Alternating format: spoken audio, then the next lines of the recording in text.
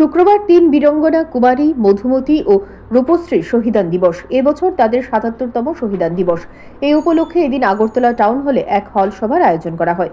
সেখানে উপস্থিত ছিলেন রাজ্যের প্রাক্তন মুখ্যমন্ত্রী মানিক সরকার, বিরোধী দলনেতা জিতেন চৌধুরী ও প্রাক্তন স্বাস্থ্যমন্ত্রী তপন চক্রবর্তী সহ সিপিআইএম দলের অন্যান্য নেতৃত্বরা।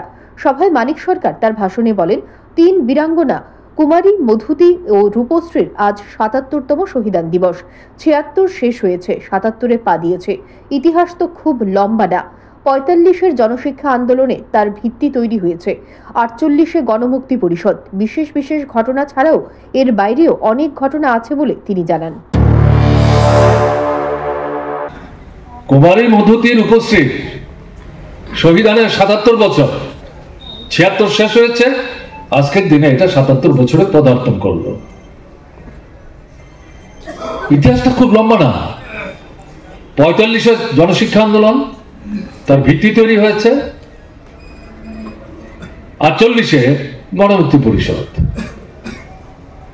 আর এই ৪৮-৪৯-এর মধ্যে আপনার গোলাঘাটি, পদ্মবিল, এগুলো হচ্ছে দেখার মতো, চোখে পড়ার মতো বিশেষ বিশেষ ঘটনা, কিন্তু এর বাইরেও অসংখ্য ঘটনা আছে।